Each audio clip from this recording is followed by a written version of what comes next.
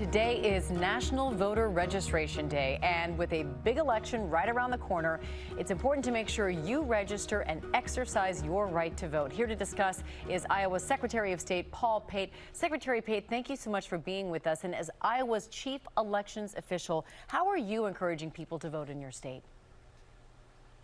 Well, we're putting a full court press on by reaching out through social media, through interviews like this, and every other opportunity we have, and promoting it within various groups who help encourage folks to be involved in elections.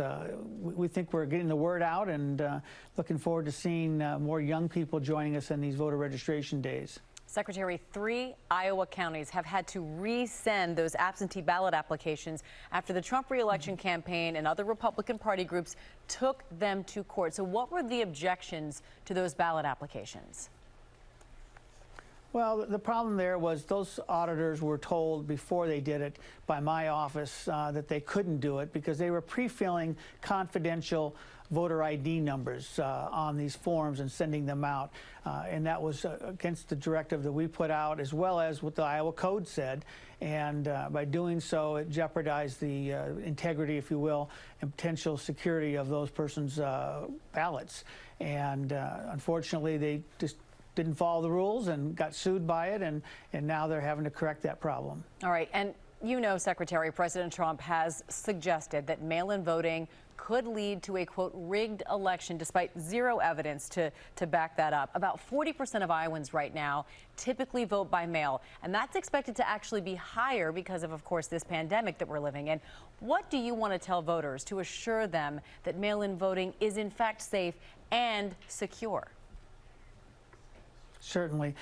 In Iowa, we vote absentee, which is a little different. We don't mail ballots out unsolicited. You have to request it by the voter. In our case, because of that, the voters can be assured of the security of it, because when you request your absentee ballot, you can also go online and tell when the county election commissioner has sent out the ballot. When you mail it back in, you'll know when the auditor or county commissioner has received it. So you have all kinds of confirmations to know that your ballot was being handled properly and gets received. I think that's a big difference. And of course, we vote with paper ballots in Iowa too, and we have post-election audits. So Iowans can be assured that of the integrity of the vote. I know there are also growing concerns, Secretary, about the reliability of the U.S. Postal Service at this time. So what advice can you give your voters who may be worried that their vote won't be received or counted in time? Sure. Well, as I've told others here in Iowa, you can start receiving your absentee ballot request forms, and then the ballots will be sent out October 5th. So the earlier you can make your decision on who you're voting for, the better. That allows ample time for it to get through the mail and processed.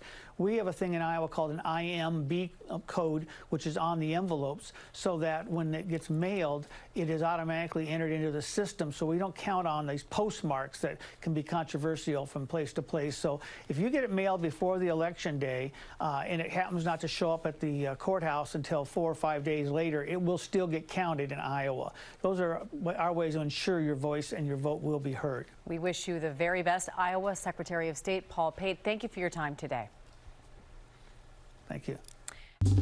Well, hey there, GMA fans. Robin Roberts here. Thanks for checking out our YouTube channel. Lots of great stuff here. So go on, click the subscribe button right over here to get more of awesome videos and content from GMA every day, anytime. We thank you for watching, and we'll see you in the morning on GMA.